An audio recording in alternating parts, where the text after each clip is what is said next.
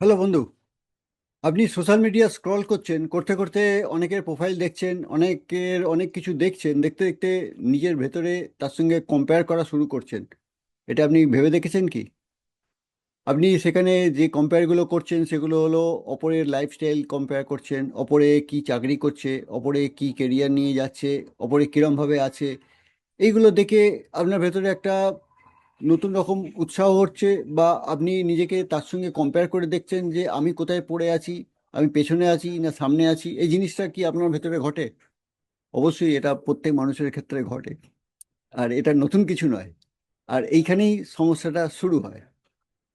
আর এগুলো কি সমস্যা আসে, আর সেখান থেকে কি করে বেরোনো যায়, আসুন আমি আপনাকে কিছু জিনিস জানিয়ে দিচ্ছি। আমার নাম আশুতোষ দা, কেরিয়ার টার্ন অ্যারাউন্ড কোচ।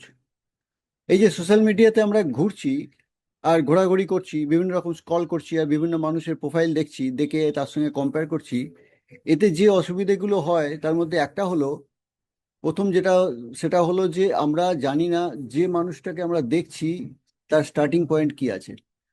সে মানুষটা হতে পারে যে কোনো বিষয়ে খুব দক্ষ, তার অনেক কিছু ব্যাকগ্রাউন্ড আছে, সে কোনো জিনিস নিয়ে অনেক দিন আগে থেকে নাড়াঘাটা করছে, তারপরে সোশ্যাল মিডিয়াতে এসছে, তাকে আপনি যখন দেখছেন তখন আপনি তার বর্তমান পরিস্থিতিতে দেখছেন, আর তার সঙ্গে আপনি তার তুলনায় অনেকটা হয়তো পিছিয়ে আছেন কিন্তু কম্পেয়ার করা শুরু করছেন।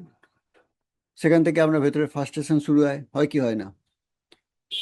দু নম্বর যেটা হয় সেটা হলো, আপনি নিজের যে ইউনিকনেস আছে সেটাকে আপনি খুঁজে দেখলেন না, দেখলেন যে অপরের ভেতরে কি ইউনিকনেস আছে, অপরে কোন ক্ষেত্রে ভালো, অপরে কি ভালো করছে, এটা আপনি দেখছেন।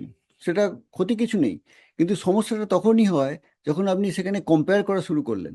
যখনই কম্পেয়ার করা শুরু করলেন মানে নিজের যে ইউনিকনেস আছে সেটাকে আপনি ছোট করে দিলেন, বা আপনি হয়তো নিজের ইউনিকনেস সম্বন্ধে জানেনই না কি আছে। তার ফলে মনে করছেন আরে ও এত কিছু করে ফেলেছে, ও এত বড় হয়ে গেছে বা এত টাকা করছে, এই লাইফস্টাইল আছে। এই যে কম্পেয়ার করা শুরু করলেন, এটা ভেতরে একটা পয়জনের মতো কাজ করে। আর এটা খুব স্লো পয়জন। আর রেগুলার এটা করতে করতে স্লো পয়জনটা ভেতরে বাড়তে শুরু করে। এছাড়া অনেকে আছে, যেটা 3 নম্বর কেস হয়, সেটা হলো অনেকের ভেতরে অনেক রকম স্কিল আছে, সেটা হয়তো আপনার ভেতরে নেই। সেই স্কিলটা আপনার হয়তো দরকারও নেই, কিন্তু আপনি অপরের স্কিল দেখে নিজে একটুখানি, যাকে বলে হয় বাংলায় বলে মোহিত হয়ে যাওয়া, তো সেটা হয়ে গেলেন। আপনি ভাবলেন যে আরে ও এত কিছু ভালো করে বলছে, হয়তো ভালো করে কমিউনিকেট করছে, আপনি সেটা করতে পারছেন না।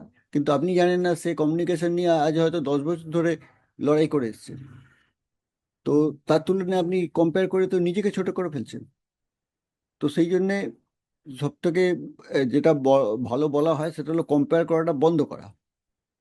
আর 4 নম্বর যেটা, সোশ্যাল মিডিয়া কখনো একজন মানুষের কি স্ট্রাগল সেটা দেখায় না, কিন্তু এখানে মানুষের যে সাকসেস আছে সেটা নিয়ে আলোচনা হয়। মানুষ কি কি পেলো, কোথায় গেল, কোন দেশে ঘুরলো, কি খেলো, এগুলো সব দেখাচ্ছে। কিন্তু তার স্ট্রাগল পেছনে, তার ফেলিওর, এগুলো নিয়ে দেখবেন কোথাও বেশি আলোচনা হয় না, চট করে বলেও না। তার ফলে আপনি তার ব্যাকগ্রাউন্ডটা জানছেন না, না জেনে আননেসেসারি কম্পেয়ার করে ফেলছেন। এটা কম্পেয়ারটা হয় অবচেতন মনে। আপনি হয়তো নিজে দেখলেন, আপনার তাৎক্ষণিক আপনি যেটা চেতন মনে যেটা আসছে সেটা আপনি কম্পেয়ার হয়তো করলেন না, কিন্তু ভেতরে সেটা চলতে শুরু করলো। আরে ও এত কিছু করলো, আমি করতে পারলাম না। এটা প্রত্যেক মানুষের হয়, আমারও হয়। কিন্তু সেখান থেকে বেরোনোর উপায় এবার আপনাকে বলি। তা আপনি বেরোনোর উপায় নিশ্চয়ই জানতে চাইছেন, যেগুলো থেকে কি করব। এখান থেকে বেরোনোর উপায় যেটা হয় সেটা সব থেকে ভালো, সেটা হলো আগে নিজেকে ভালো করে জানুন। নিজের ভেতরে কি ইউনিকনেস আছে এটাকে আপনার জানা খুব দরকার আছে। নিজের ভেতরে ট্যালেন্ট কি আছে এটাকে জানা দরকার আছে। নিজে কোন কোন কাজে বেশি দক্ষ এটা জানার দরকার আছে।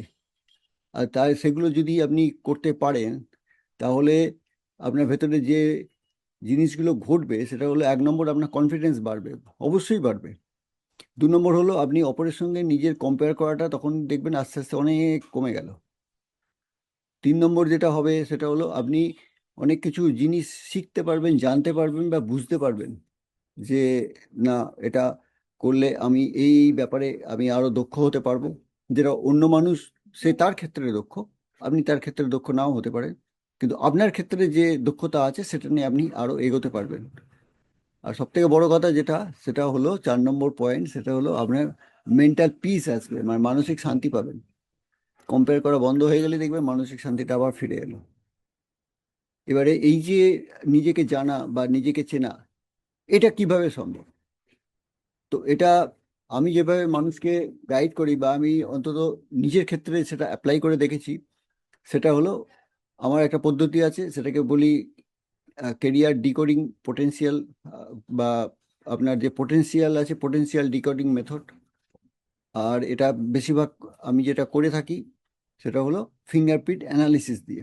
এই ফিঙ্গারপ্রিন্ট অ্যানালিসিসটা যেহেতু আমাদের ব্রেনের সঙ্গে কানেক্টেড, অতএব এখান দিয়ে আপনার ভেতরে যে ট্যালেন্ট আছে সেগুলো সম্বন্ধে যেমন জানতে পারা যায়, সেরকম আপনার যে পার্সোনালিটি সেটাও অনেকটা জানতে পারা যায়। তার ফলে আপনার লাইফের অনেক অজানা জিনিস আপনি জেনে নিতে পারবেন।